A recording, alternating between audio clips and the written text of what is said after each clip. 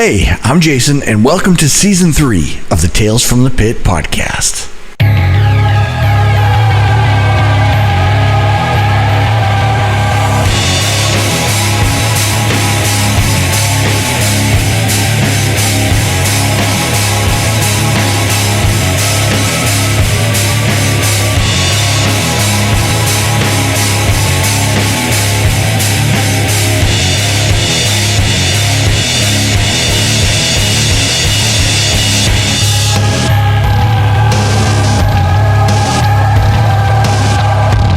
Hello and welcome to Tales from the Pit, the behind-the-lens access to the entertainment world and the creative people involved. Today we have Foley artist Sanaa Kelley. Sanaa, welcome to the show. Thank you for being here. Hi, Jason. Thanks for having me. Yes, absolutely.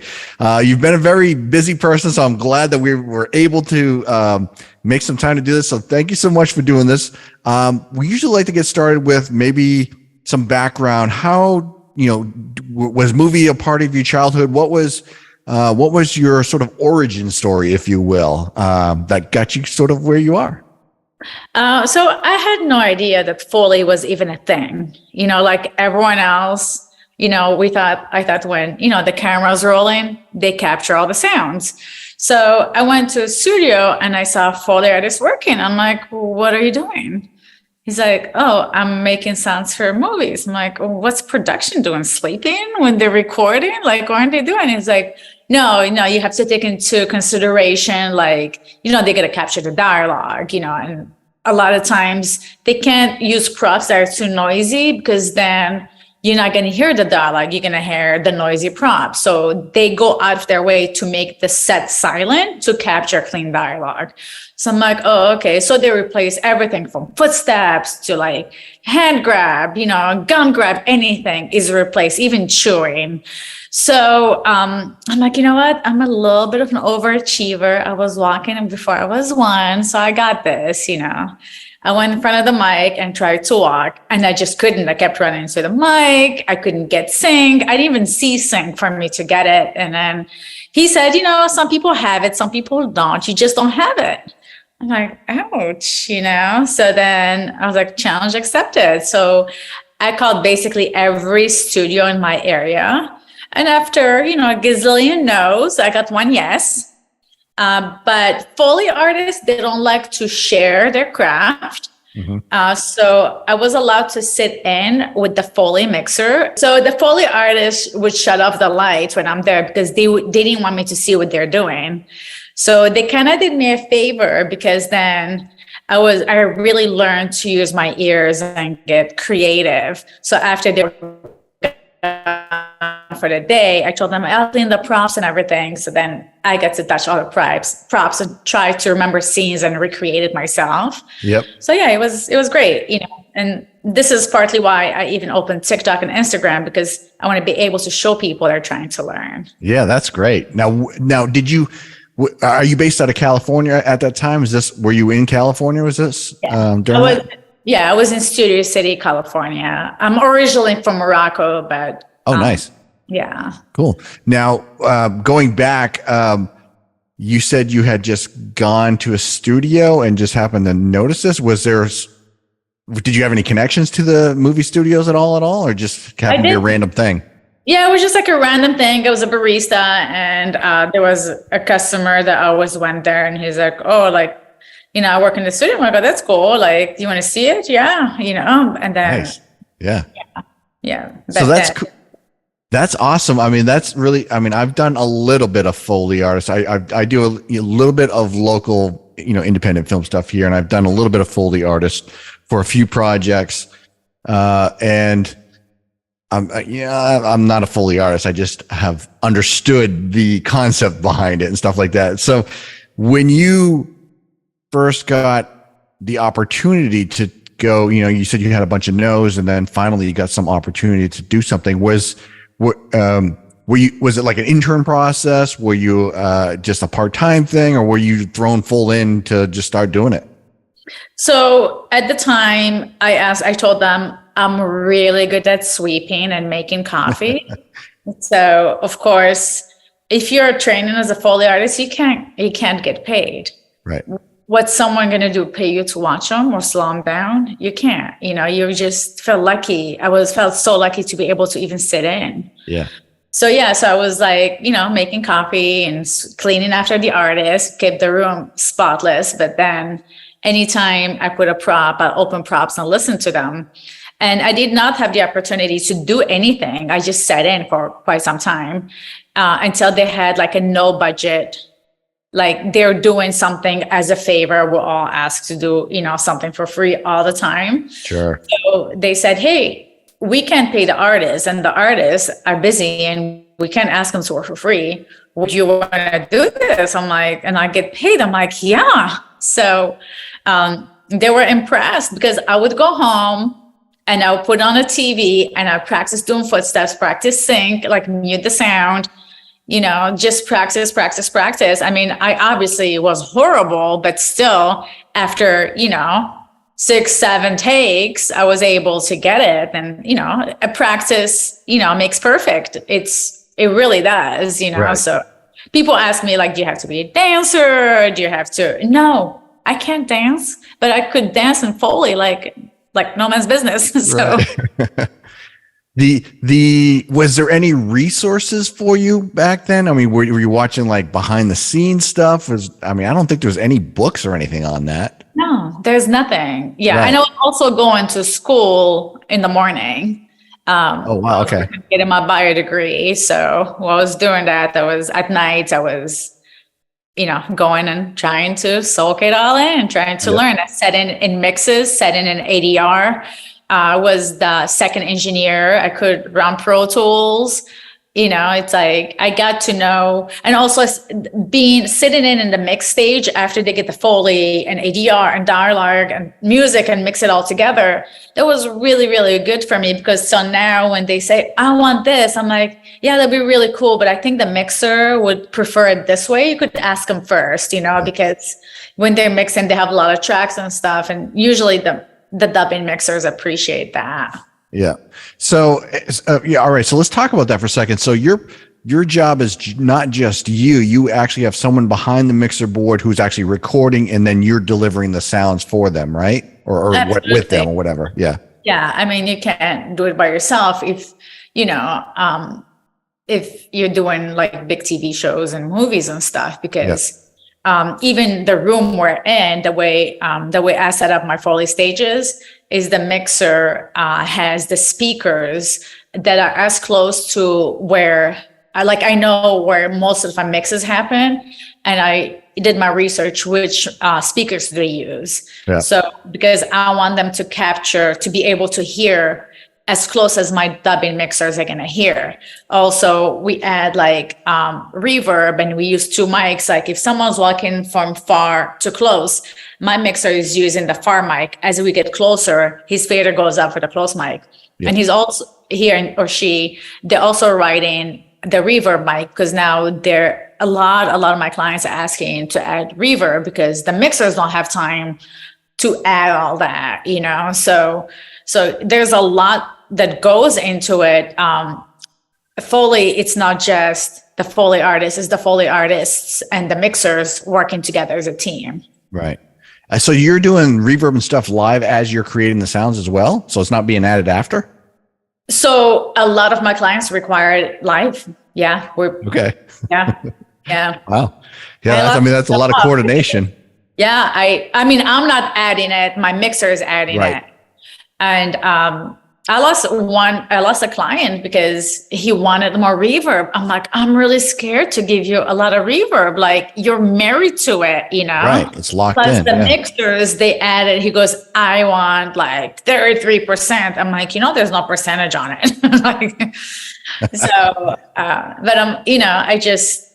I guess I was old school and kind of fought my client and I learned my lesson and I went and I bought the plugin and I'm like, all right, we got Altiverb. Let's do this. Oh, nice. Yeah. Yeah.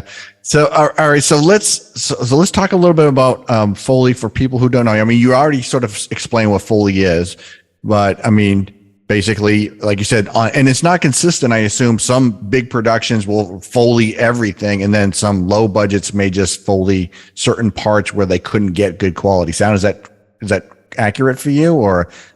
Well, all the clients I have, I do everything. Oh, okay. So, but if they don't have a budget, that we do like M&E versus like family. M&E is like full coverage, like you said, some bids versus domestic, but everything I get is full coverage. Like, because if they're going to take it to the foreign market, like, how do you choose? Like, let's say if I'm walking with my footsteps and I'm topping the production, so it sounds good. When, the production drops off, then you have my footsteps versus, so they're top perfectly. So if production drops off, it still sounds normal. Now, if you're only doing it in areas, you could match it as best as you can, but then it'll be a little bit weird, I gotcha. I see what you're saying. Yeah, yeah. And so when you get your projects, it's a finished project, or is there still editing going on? Like picture editing? Yeah. I mean, are you getting scenes, or are you getting a full final movie or TV No, show? you have to get, because we're doing sound to the locked picture. Okay. We don't do sound to unlock. Sometimes they give us unlock and they have to conform it, like if they chop scenes or add scenes. Right. And then sometimes like, hey, can you do this scene? But it's really expensive for a client to do it that way, because you already paid everyone to do it and you're repaying them to do stuff, and they add scenes, then you're charging them by the minute, however they add, Yeah. So it doesn't benefit them to give us unlocked picture. I mean, they don't have, it doesn't have to necessarily be color corrected. It's just the final cut they committed to. And if they don't, they're just going to have to pay us a little more. I guess that happens. Yeah. Can you talk about the difference between animation and, like feature film or TV shows? I mean, I assume all three of those probably have different amounts of work or different processes. Yeah. So back in the day when I was doing animation, it was one mic, close, nothing, like not much room and stuff. But as I was working like 10 years into it, started doing Avatar, The Last Airbender. Yeah. And then they wanted to go more like real, So, Really? they wanted to feel like featurey, like TV, like live action. Yep. So it depends what you get. Some of them, one mic, big, over the top. Other ones you could feel like when you listen to animation, you could feel what style they're gonna go with. But that also depends what the client wants. Yeah. So it's up to them. And I was looking at your list, and you have a ton. I mean, how many? You must do like hundreds. I mean, I guess it depends on how long the project is, but you must do like hundreds per year, or many films per year, or whatever projects per year. Yeah. And as you said earlier, as you and I were talking earlier, you're super, super busy right now as well with so much stuff. So, I mean, that's great. But how long does it take you for a feature film? How long does it take you from start to finish? So it depends on the budget. It depends how much action there is in it. A minimum of like 10 days. Yeah. Up to months. Yeah. It depends on how long it is, how much action there is in it. Like it really depends. And it depends how perfect they want it done. Are you tackling it from start to end, or are you taking certain sections first, or what's your strategy on that? Usually what I do from the beginning, I sit down and, for bigger films, I meet with the supervisor and we sit there. Even if the picture is not the locked picture, it could be like an hour longer or so than what I'm going to get. I sit down with them and we just like watch it, and that sometimes helps me too, because I get more into the emotions, why something happened. And sometimes I see scenes that were cut out and I get to see the surfaces, or I get some production sounds to hear. So we just sit there with a piece of paper, I have my book with me, like old school. I don't like to type when I'm there. Yep. And I'll just ask questions. Okay, so that, that surface looks like mud. Did you want some grit with it? Like, what are you thinking? Can I make it a little sloshy there? Like, you just want to feel out what the client wants. I'm like, if they ask for my opinion, I give it to them. If not, I just take the notes of what they want. So we sit there, watch the whole thing. This is for a bigger budget. A normal budget one, they just send me the locked picture. They may give it to me by reels. Reel could be anywhere from like 7 minutes to like 25 minutes. Like, they vary. And then we do it reel by reel. We'll do cloth movement. I'll put my headphones on and I have pieces of fabric in my hand. Anytime someone walks, I'm doing their movement. They grab, raise their arm, put it down. I'm doing their movement. I'm also listening to production. I'm listening to everything. I'm paying attention to the surfaces. I'm paying attention to the shoes, emotions, because when I'm doing footsteps, I gotta put emotion in my footsteps. So after we do cloth, then, there's always two of us. We pick our main characters. We know which shoes we're wearing. Like if it's a bigger person and a smaller person, you have to know which shoes to wear, because when they're walking together, they need to sound like the bigger person is going to sound bigger. The smaller is going to sound small. So we pick the shoes, and then after that we do props. Usually I like to start with hands. I'll do hands to the body anytime they touch their bodies. Then I do hands to skin anytime they touch face, hand, anything that's skinny, fleshy, I do it. And then we go and do like all the paper. We do all the hands to surfaces, like hand to wood, hand to car door, like all that stuff. And then we'll put them in categories, all the cell phones. During COVID, we start to put a track of masks, all the masks, because they touch them a lot. So we do categories, and then we do unusual props. Like if a prop shows up more than 4 times in a show, it'll have its own track. If not, then it's with like miscellaneous props. Okay. Then we do all the sits, wood chairs, office chairs. So we just run it through, because it's mic'd for that sound. Like paper, there's a way you have to mic it. There's a way you have to handle paper, and you want to, just for efficiency. I can say that word, efficiency. Efficiently, yeah. No, try to say it 10 times in a row. So yeah, there's like a method to our madness, I guess. Yeah. Yeah. And so you are literally watching a scene or a movie like 10 to 20 to 50 times, depending on what it is. And you're just layering every one of those components you just mentioned on there. So I assume the audio engineer has stacks of audio that he or she has to go through and then, make sure they're in the right spot and add the reverb, like you said. That's why I say you need a good mixer to be recording you, because my mixer is also taking, if someone comes from, like I say, from close to far, fades in, fades out. So he and she, they're balancing the sound. Like you can't have a footstep sound the same level as a hand pad. So the hand pads are mixed lower, and then when we hand it to the dubbing stage, the dubbing mixer, usually they want like 16 tracks, so we also have to condense the tracks. And you could give them to the studios to do it, wide, but we like to condense it, because I know some of the heels, if I'm on the track, I'll have the heels that can sound similar on the same track. Let's say they put it and listen to it, they don't like my heel, they're going to EQ it.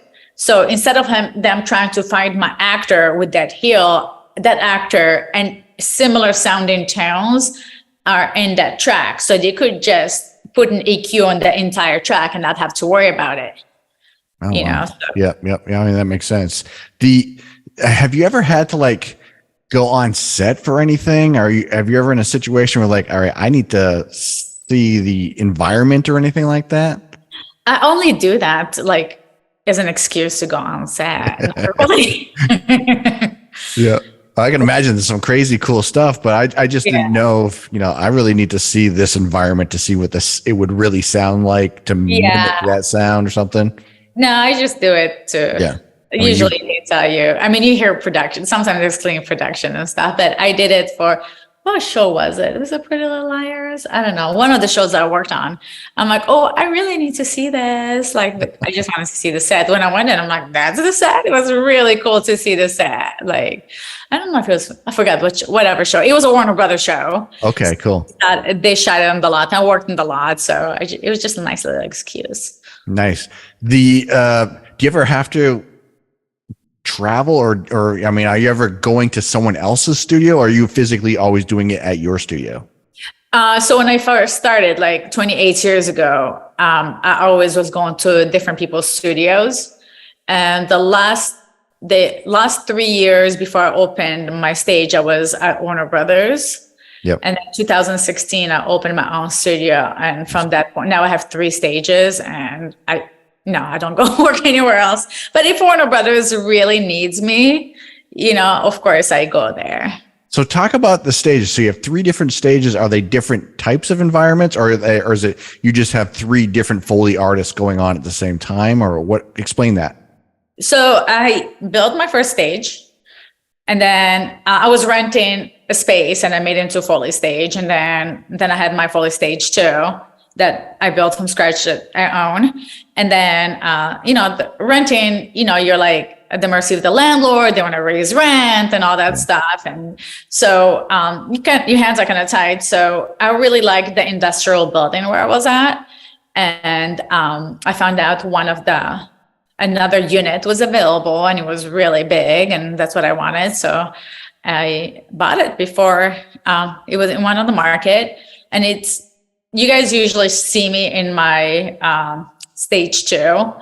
But then right across, like you could see it, is the other bigger stage where there's actually 2 stages. It's like probably 3 to 4 times bigger than my stage, and another smaller one. Are you are you using for different types of sounds and stuff like that? No, they're all built to sound, Same. Okay. Same. One of them is just bigger. One of my Foley artists that started with me from the beginning, Matt Talib. So we always have one lead artist and another artist with them. So Matt Talib is he started with me from the beginning. So he likes everything big and, and I like everything cute and pretty. So I'm like, okay, so you could get the biggest stage, and as long as you let me make it pretty and you keep it pretty. He's like, okay, that's a good deal. So then we have a smaller stage next to him, all soundproofed and all that craziness that go into it. Then I'm the lead of my stage. And also, so we have day shift and night shifts, so there's always 2 Foley artists and a mixer for each stage. So you guys are probably, you guys could be running almost 24 hours a day if you have to, huh? So we have a day shift and night shift. So we could run 6 shifts a day. Wow. Yeah. Well, even with that, you're still super busy too. Yeah. We kind of average 3 to 4 shifts a day, and, sometimes 6. We prefer 3 to 4 because we like to have, 3 day shifts and 1 night shift, not. Totally. Yeah. Depends on the work. No one likes to work really, we have the night crew that loves their night shift, but I'm like, I want them to have a life too. Yeah, sure. See some sunlight. Yeah. But I don't sunlight. I leave really early in the morning, and a lot of times I don't come home, so it's dark. I only came home early today because of you. Well, thank you. So how about, when it comes to sounds, I've been watching your videos for a long time. And I assume, TikTok is I think you've had some huge success on TikTok with all your videos and stuff like that. But your sound, so I was watching a lot of your stuff, and it's so, the things you use to make sounds are just visually, you would never think of those things. So how do you get creative with, are you just like walking along someday and you just hear something? What's your creative process to get some of these sounds? Well, all the props real Foley on my stages were handpicked, 99% of them by me. So, 90%, because I don't discredit anyone that brought props. It just, your typical props that you need a car door, so I'll go to junkyard, and it's really funny because I'm going, and then you have, these guys trying to help me. Oh, this is a really nice looking door. I'm like, no, I want it to sound more metally. They sound plastic. And they're like, what? I'm like, listen to it, go hit it. So I'm going through hitting car doors, and then, we need to take them off the hinge. Of course I don't do that. I don't know how to do that, but like people actually help me. At one point I wanted tailgates. I'm like on top of a mountain of tailgates, just going, touching them, hitting them, so it's a process to get that. And, things you need, like, wood surface, I had to build that from scratch. And, one of my wood surface just sound like natural wood. A lot of wood is raised, is not flat against the ground, and I want, this house, like my house is not going to same as it's your house and their wood. So if we're doing a movie, if I'm walking at your house, doing footsteps for your house, I'm going to use different wood than my house would, because I want, if the audience are closing their eyes, it's like, maybe they won't notice, but I do. So right. Yeah. Well, service a story, I guess technically you don't want to notice. It should just be all natural, I guess. You're doing a good job when people don't know it's Foley. Right. Exactly. Yeah. Have you ever been in situations where you're like, I have never seen this thing before, so I have no idea what sound it makes. So have you ever had you do a lot of animation stuff, and maybe there's some futuristic things or stuff like that. Do you ever come across stuff like that? All the time. So the beginning of my career, I did a lot of sci-fi. Yeah. And they're like, okay, it's a crystal, whatever they call it. And I'm like, oh, or, they just make up stuff, or video games, they're like, it's made of this and it's indestructible. I'm like, backpack. It's you just get a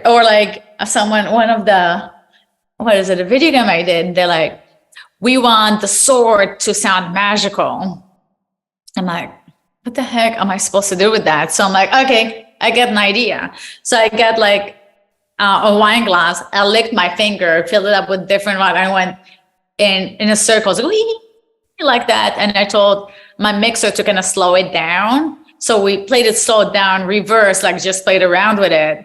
And then another one, then I got a mic really close to my mouth, and I just said, just breathing. I'm like, I'm gonna pass out. How long is this magic going?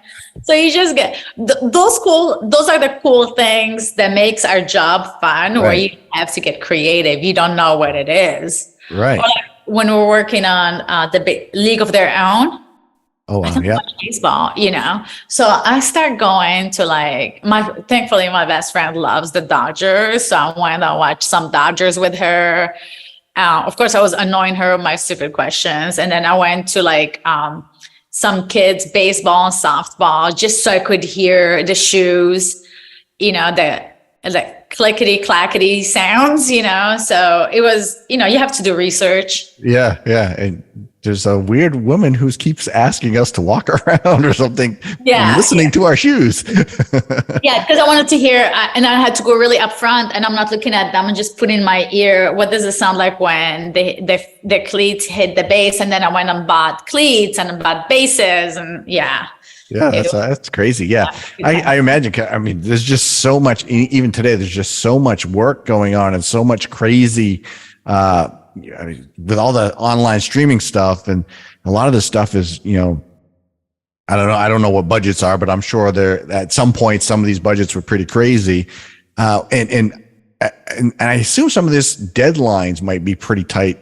And stuff like that. We're always chasing the stage, because they're shooting and they run over on their time, and then they're editing and they have to send it to the director to say, okay, then the director says, okay, then you have, the company, the network has to say, okay. So they really are trying their best to go fast. So usually the picture's locked. Okay, let's, they cue it, they give it to us, we walk it, we give it to them, and then they mix the next day or so.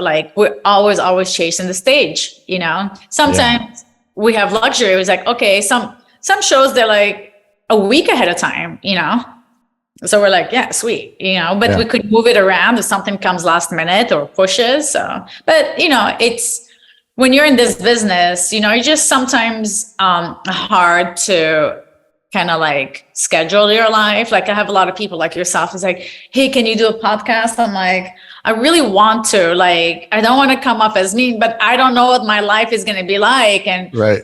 I get some people that get mad at me. I'm I'm really sorry. I want to. Well, yeah, I've been chasing you to do this for 6 months or so.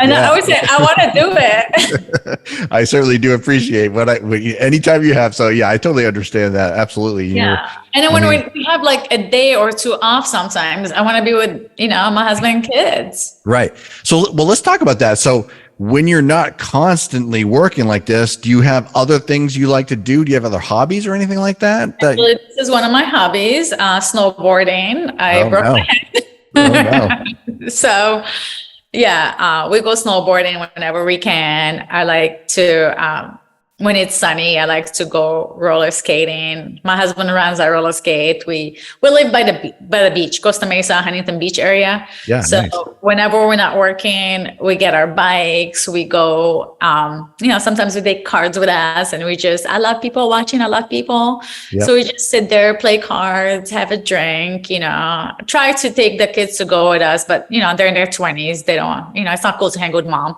Oh yeah. So Yeah. do the kids have any interest in your industry at all? Well, I have two boys that are in college. They're college football players, and they're gonna go to another state. I don't know why they want to leave state. I think I'm really cool. They should stay here, but they don't want to. And one of them is getting a lot of offers. The other one is almost done, so he's starting to get some offers. Oh, awesome. So the young one is going to leave real soon. I'm really sad about that. And then my stepson has been doing Foley with me. Oh, cool. Yeah. I think I saw that on Instagram, I think. So you saw both my young one and him. So my young one, he's been doing Foley since he was my stomach, I did Foley pregnant. So it's in his blood. He helps with groups and stuff like that. But my stepson he's been doing it, I think since he was 16 and he's 21. He's been sitting in with me, and this last couple of years he's been working, and he got nominated this year at the MPSCs. He got a nomination. So it was exciting. It was cool. Congratulations. Yeah. We didn't win, but we got nominated. I'll post some pictures. I just need a minute so I could post pictures, but it's hard to post with a broken hand. Yeah. Does that come? Well, congratulations to him, by the way, for the nomination. But does your wrist thing? Does that cause any issues with you doing Foley or anything like that? Absolutely. Yeah, it does. Yeah. So a lot of times when we do, because Matt is like my senior. Matt and I are like the seniors, and Adam as well. So whenever feet, we're good to have, a young one with us, but then not young in age, but a young Foley life, Yep. So when we're doing big shows, usually we separate and he takes one, I take one. So we have two of us and we're the leads. But for big shows now, for props, we're both working together. Oh, okay. Yeah. Because with props, I can't, the doctor said if I'm hard on it, he's going to do surgery. So he threatened me. Yeah. You need to get that better. Definitely. It's a couple of weeks and it's going to come off. Back to snowboarding. Yeah. Okay. Have you ever had a favorite project or anything like that? You're like, man, I'm really excited I got to work on this project. Is anything that, stuck out for you like that? Well, there's always, I have to be honest, at the beginning, I took anyone and anything that people, within reason that people would give me. But over the years, we're really picky who we work with, because it was an instance when I worked on a show where I absolutely hated working on it. It was like all of us were absolutely miserable. We're like, oh my God, why are we so sad? We like each other. And it was just the client was so difficult, so negative, never happy. And then that client got fired from the show and they had another supervisor working, and we're excited to go to work. We're like, oh my God, yeah, this show is great. So we're like, wait, but we hated last season. And we realized it was the client that we work with. So right now, all our shows are great because we only work with people we like. Yeah. And I won't take work. I am the owner of Real Foley Sound, but everyone is equal. We all have part of it. I don't take a project, I ask every single person, hey, do you want to take it? Do you want to do it? Yep. It goes based on seniority. The first person that started working with me gets first dibs at it. So if they're not already booked, so then, because then we have no hard feelings and everyone's friends. And if it's a big project, usually my mixer will want Matt's mixer to come and work on it too, because he wants to share the good credit. Yeah. And vice versa, Ted Lasso, they both work on it because it's such a big show, Yep. and they want to share the credit, and they're just so selfless, and everyone's friends. Like during COVID, when there was less work, I'm like, I'm not going to work at all. You guys take all the work. And my mixers were so considerate. They're like, well, you have children. You should work more than me. It was just like, they're just really good humans. So. Hey, thanks for watching part 1 with our guest, Sanaa. We hope you enjoyed it. You can catch our other episodes and all our other guests on all your favorite podcast locations. Search for Tales from the Pit podcast. And you can watch on YouTube. Check out our website, talesfromthepit.net. I'm Jason, and I hope I'll see you on part 2.